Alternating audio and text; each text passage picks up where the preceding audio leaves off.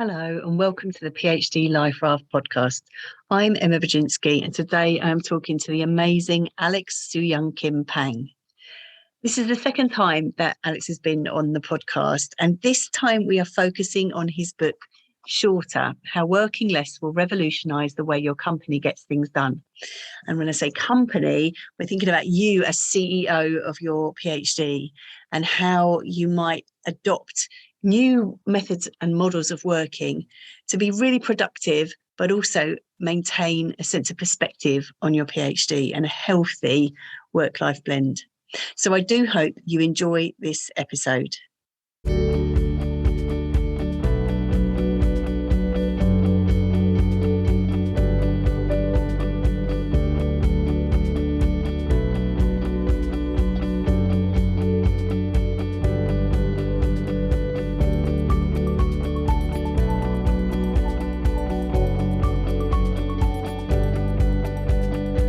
Hello, Alex. Hi, Emma. How's it going? It's going really well to be able to connect with you. We had a few full starts for this meeting, and I'm just so delighted to have you here and to have this time to talk to you. I was just saying before we came on that you were one of the first guests on the podcast talking about your amazing book, Rest, Why You Get More Done When You Work Less, and which I would totally recommend. I recommend it on an almost daily basis. And if people haven't read it, I would really recommend it. And also to go back, I'll put the link in the show notes to go back to that episode if you haven't heard it, because it's really great on thinking about rest and productivity. But today we're talking about another book. But before we get into that, I just would like to say, we've already had you here before, but if you could just recap your kind of story, your PhD story, and then perhaps thinking about how it's brought you to what we're talking about today. Sure. Okay. So, my academic background is in history and sociology of science. So I sort of stumbled on that field as an undergraduate. I originally went to college to do engineering. Turned out I was a terrible engineer, but this field that was kind of adjacent to sort of the sciences and engineering was sort of just my thing. And my father was a professor and actually a history professor. And so I went into it with the assumption that I was going to be an academic. This was grad school in the 80s when, you knew that sort of career futures were bright for everybody. And of course, you hit the market in the early 90s and that was the beginning of like the terrible multi-generational sort of job market that everybody's sort of familiar with. So I had a few years as a postdoc and then realized that, the kind of window was closing and got a job working at Encyclopedia Britannica as their managing editor. And for me, the revelation there was that, you go through graduate school being taught that, right, the academy is the only place in which you have really serious intellectual discussions. You pursue the life of the mind. You ask big questions about the world. And it turned out that that's absolutely not the case. That actually the business world offers all kinds of opportunities for thinking really seriously and really deeply, but also sort of having an impact on the world that is much more direct than the one you have sort of in the classroom. And so, for me, sort of the realization that in a sense, the life of the mind had a kind of portability that that none of my mentors or had ever told me about was sort of a really significant thing. It also turns out that the kinds of stuff that I had studied in history of science, these basic questions about where do ideas come from, sort of what role communities play in shaping the production of knowledge, that these were things that had a kind of a kind of utility in the consulting world and the business world, but which the study of which also prepares you for sort of business life in a way that I think none of us had anticipated. And so when I kind of went to work after Britannica, moved back to California and sort of stumbled into a job as a technology forecaster and futurist, I found that I was basically asking all the same kinds of questions that I had as an academic. I was just pointing sort of the instrument at the future rather than at the past. And most recently, my work, my books on rest and the hidden role of rest in the lives of really creative people, and then my book about the 4-day week, shorter, have continued this kind of sort of hybrid intellectual tradition where for rest, I was talking an awful lot about the kinds of people I had studied in graduate school, noted scientists, and talking about their daily practices and routines in a way that was very much like sort of how I had talked about them when I was an academic, and then in shorter, sort of taking that perspective and applying it to organizations and asking how it is that, first of all, how it is that organizations can help promote more rest and apply the lessons of that previous book at scale, but also asking how it is that professional communities or organizations or companies come to understand our relationships between work and time and productivity, how those can be changed, what the relationship is between, between work practice and work culture or professional self-identity. Things that really were, stuff I had been arguing about in second year, seminars as a graduate student. And so that's my own sort of intellectual path, which really is characterized by by exploring these same sets of issues in different places, contexts, jobs, industries, or projects. So that's me. Love it. I love it. And this sense of what's really clear in your work, as you say, is this sense of if you step outside the academy, you could still do really interesting, thoughtful work. Your books are really thoughtfully researched, and you draw on that to come to the conclusions that you come to. And because I think that there is a lot of pain around at the moment in terms of people, in terms of, as you say, the academic job market, and people not wanting to step outside, but actually you're showing us that there's a gorgeous life out there to be lived. There is. Beyond yes. academia. No, I think it's both not wanting to step outside, but also being conditioned to think that you can't step outside. That sort of the interesting intellectual stuff happens behind the on campus, and then everything else is sort of some kind of sort of intellectual wasteland, and that is absolutely not the case. Nor is it the case, I think, that that graduate education kind of disempowers you to do interesting stuff out in the world. I think it's certainly, there's a kind of translation process that you have to undergo, and a certain amount of stuff that you have to unlearn about the way in which you think about your skills and present them. But that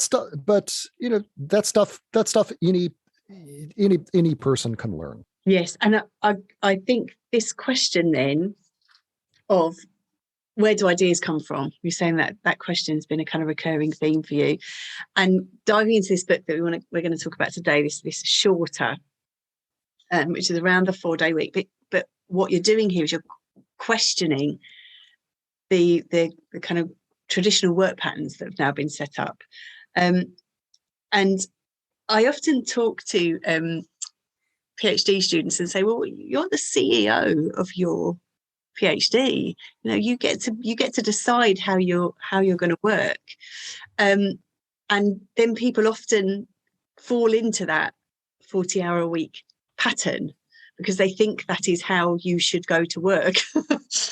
So I wonder if you could unpack that a little bit for us now, where this idea has come from, what's useful about it or not so useful about it, and as CEO of your PhD, what can you be thinking about a working week? Right. Compound question there, sorry. Yeah.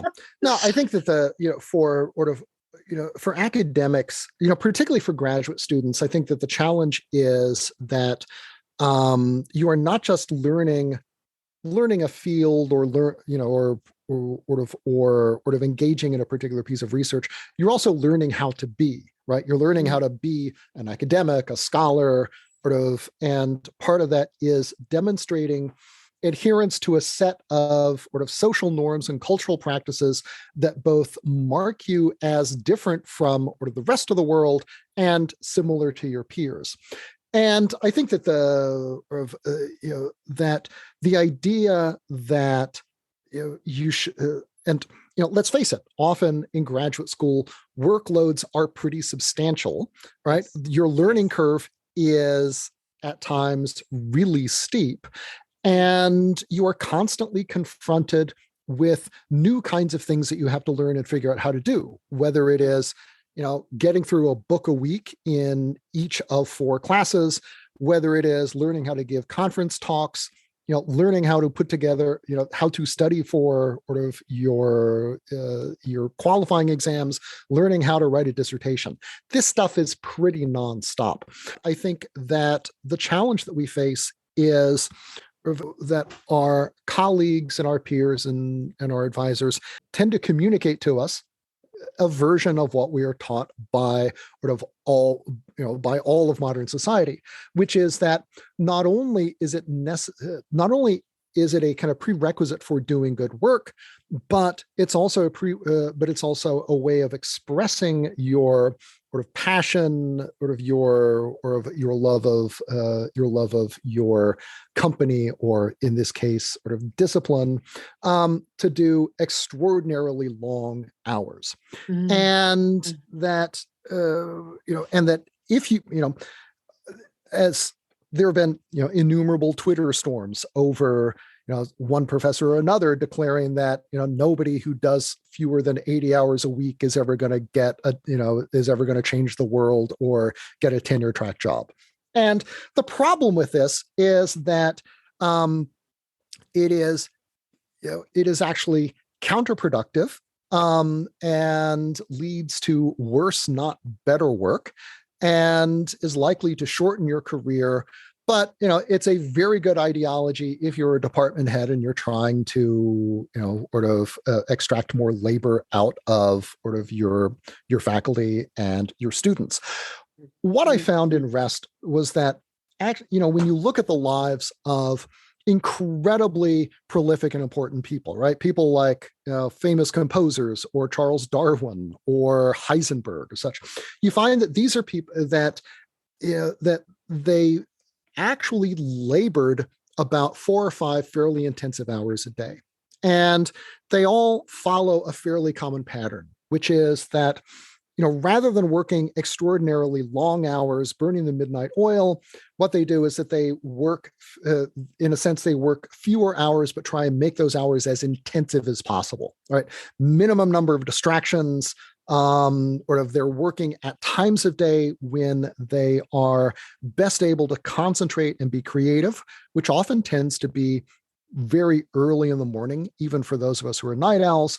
And they layer these periods of intensive work with periods of what I call deliberate rest, which are sort of breaks that often, these can be long walks, they can be exercise, but they give us both a chance for our sort of brains to recharge, for our bodies to kind of stretch and to reset, but also provide time for our creative subconscious, those that part of our mind that sort of turns over unsolved problems and explores them from new angles, and comes up sometimes with sort of new insights and sort of aha moments. Time to do its thing. And when you think about what you need to do in graduate school, right, which is not just master a particular body of knowledge, but master a set of practices that allow you to produce new knowledge, and preferably to produce interesting knowledge, what you've got to do is figure out how to craft a life in which you have more of those insights, in which you are, and so I think that, that assuming that those are going to come if you spend more and more time in the lab or at the office turns out to be wrong.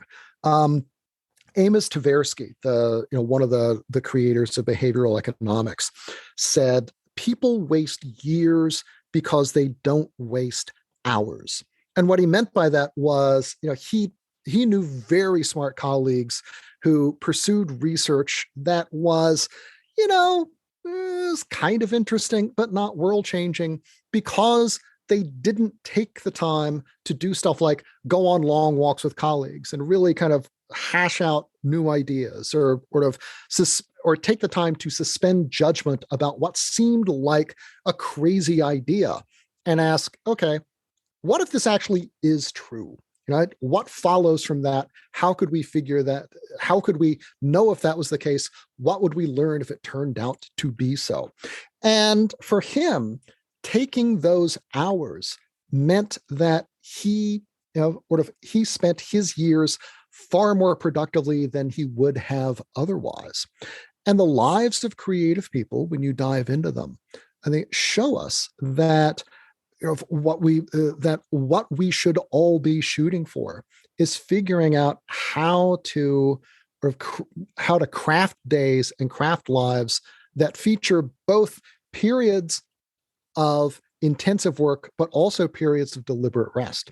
And by doing that, you increase the odds that you'll do more creative work, that you'll have a more sustainable career, and also, frankly, you'll also have a happier life. End of rant. Oh, I love it. I could listen. Oh, no, it's brilliant. It's brilliant. And I think this sense of, and absolutely, I would just, again, let's recommend rest, and please do read it, because it will, it's a game changer.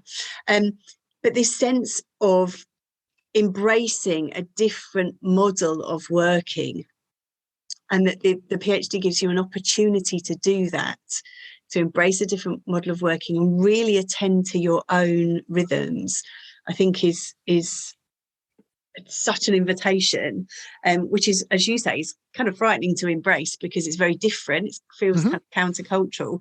But then what I was really interested in terms of looking at this book, the shorter book, is that actually this is what corporations are doing now.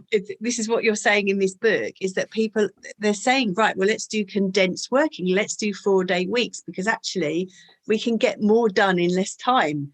We don't need to have all those hours just sitting there, because having people, well, you tell us. Sure. After we repeat your book back to you. So this sense of long weekends and things. Tell us about that. Tell us about the productivity of long weekends. Okay, so the basic idea behind shorter is that there are companies around the world in a variety of industries at all sizes, from restaurants that have as many employees as they have Michelin stars, to startups with hundreds of people, to established software companies with thousands, who have moved to 4-day weeks or other kinds of shorter work weeks without cutting salaries and without cutting expectations around productivity or customer service or accessibility. And what they find is that this is possible for a couple very big reasons.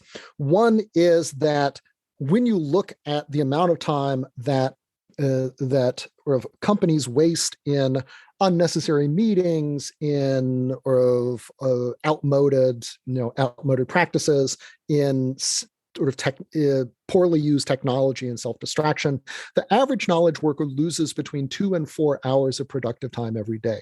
So in a sense, to paraphrase William Gibson's famous line about the future already being here, it's just not evenly distributed, the 4-day week is actually already here. We already have it. It's just buried underneath all this other time rubble. So if you can clear that away, then you can go a long way to being able to do 5 days worth of work in 4. What are the implications for this for graduate students? I think the first one is that there are enormous gains to be had if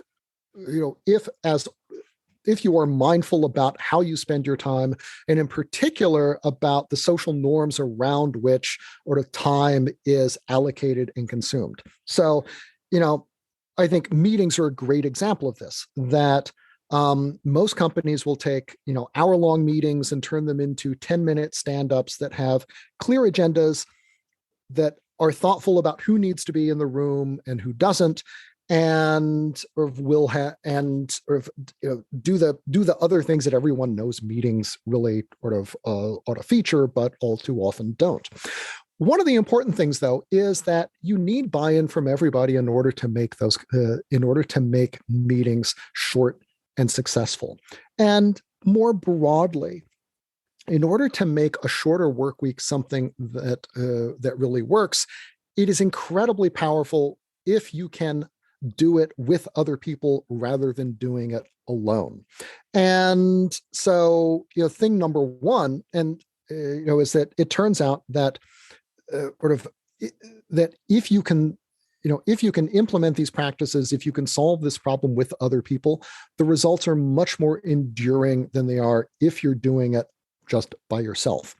A second important thing here is that, it's not just sort of balancing work and rest in the course of an individual day that turns out to be valuable, but doing this over the course of weeks or seasons also turns out to be really good for people. And what you see in companies now is survey results and that tell us that people are happier, they are less likely to burn out, they are more thoughtful about how they spend their time. They also spend more time with family or doing community stuff that turns out, of course, to be really good for most human beings. I think one of the things that many of us struggle with as graduate students is the way in which graduate school can be socially isolating. And part of the reason that it is so is that you're spending so much time in the library, and so being conscious about carving out time for other things turns out to be really valuable, both for your happiness, but also for your capacity to do the kind of work and have the kinds of ideas that make for a satisfying life of the mind. So I think those are I think the major things that shorter teaches us, or 4-day week companies teach us. The one other thing I would note is the degree to which, when you talk to people about about their experiences before moving to 4-day weeks, just about everybody who does this is the kind of person who had previously worked really long hours and had seen that as a sign or an expression of their devotion, their dedication, their professionalism. And a lot of them talk about how, yes, there are things that you learn very early in your career, maybe when your learning curve is steepest, that justify working longer hours, but the value of that really burns out pretty quickly.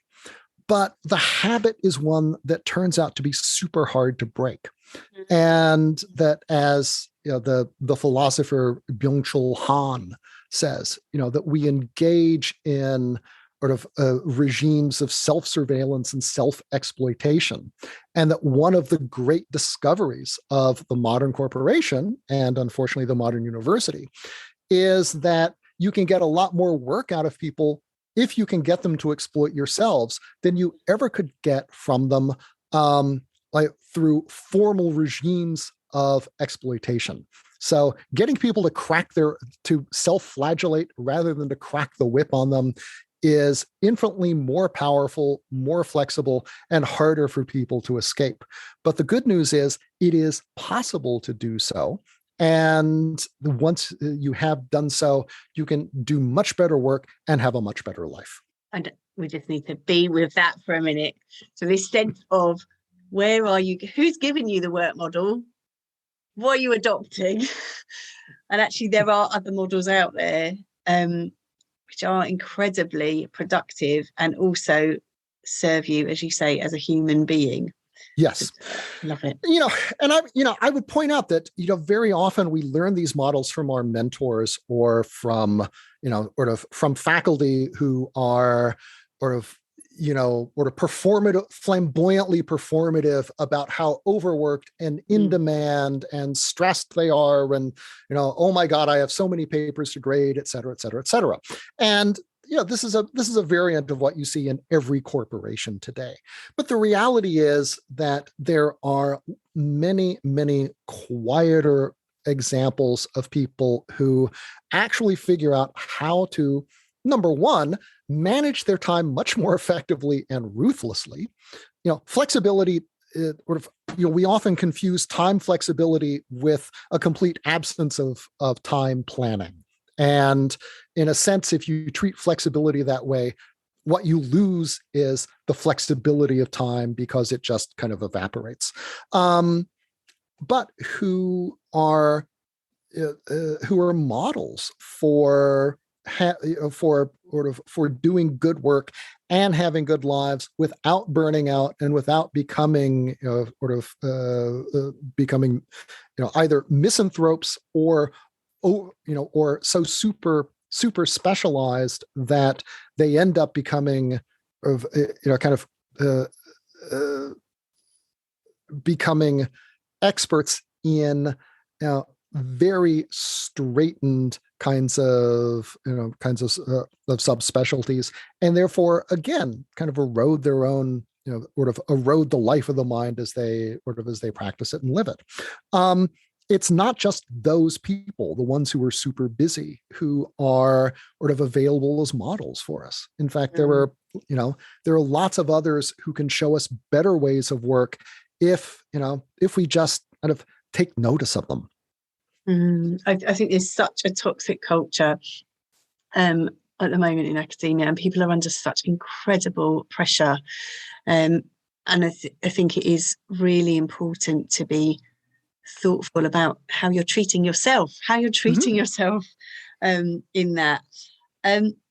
So I'm aware of time. I really could just talk to you for so much longer, but I'm aware of time. But I do want to ask one more question. Please. That came up as I was reading Shorter, and it really struck me how much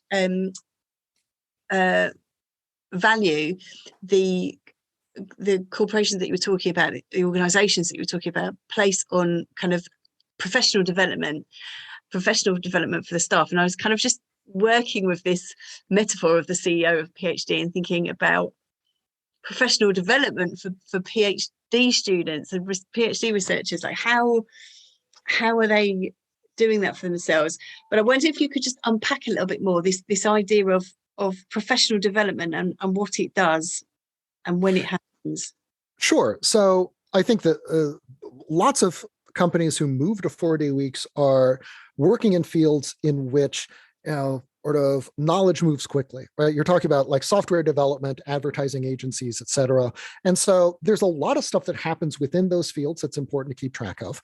There's also a lot of stuff that happens outside those fields that you should know about or that can serve as an inspiration for work in the future.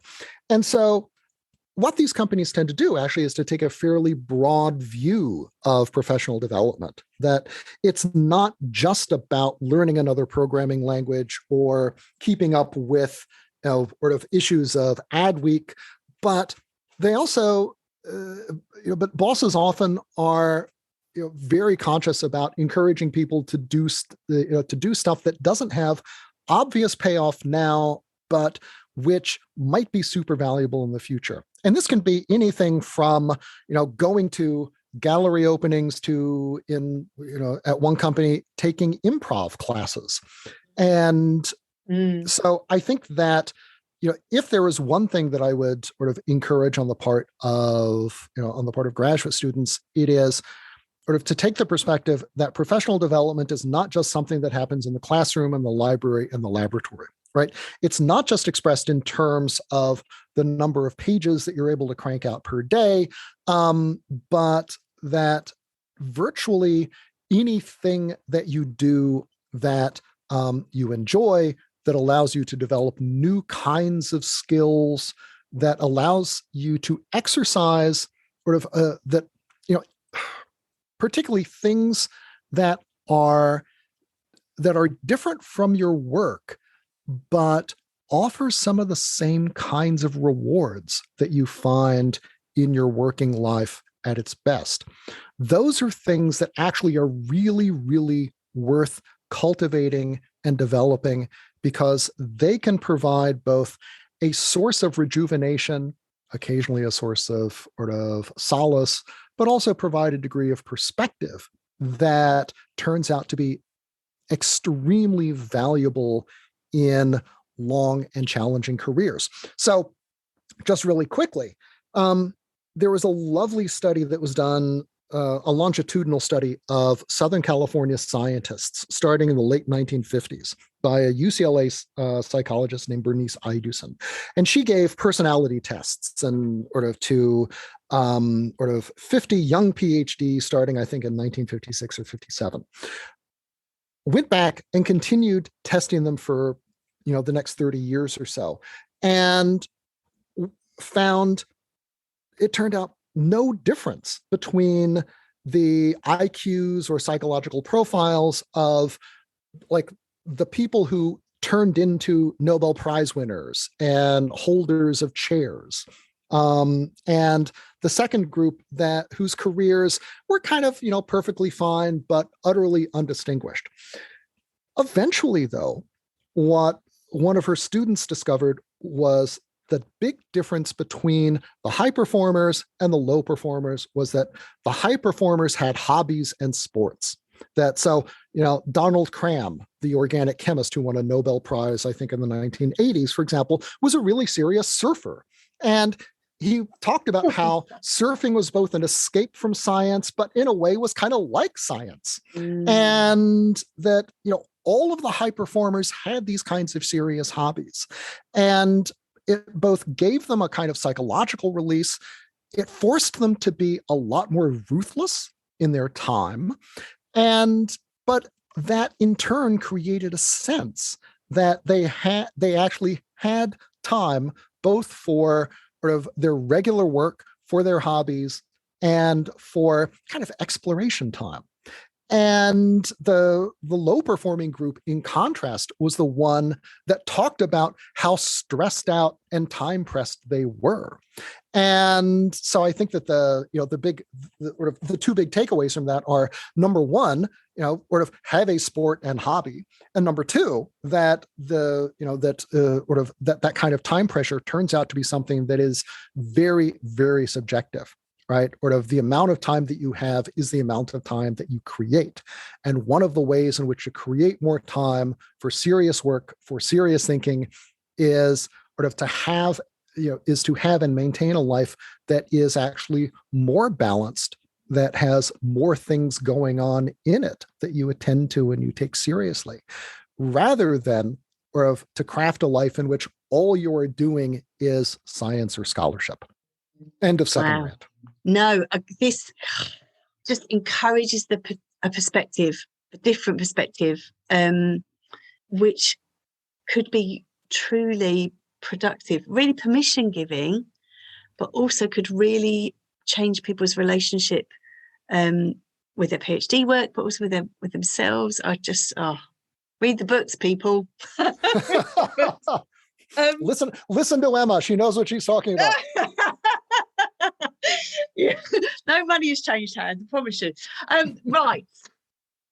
So then, that's all brilliant. And then I always am really cheeky, and I just ask this extra at the end in terms of, would there be a top tip at all that we've talked about today that you would offer to us to take away? What I would recommend for students is design your days around periods of intensive work of like 90 minutes to 2 hours. That's about as long as most of us can focus. And then immediately at minute 121 or minute 91, put down your pencils, go for a walk, go out for 20 minutes, look out into the distance, then come back. Do that 2, maybe 3 times, and just learning to work that way to sort of to be more productive, and but to also leave you more time for, sort of to live a life and for it to be a good life. Thank you so much. Brilliant stuff. Brilliant stuff. Now you need to write another book so I can invite you back in. I'm working on it, believe me. Brilliant. Thank you so, so much. And thank you all for listening.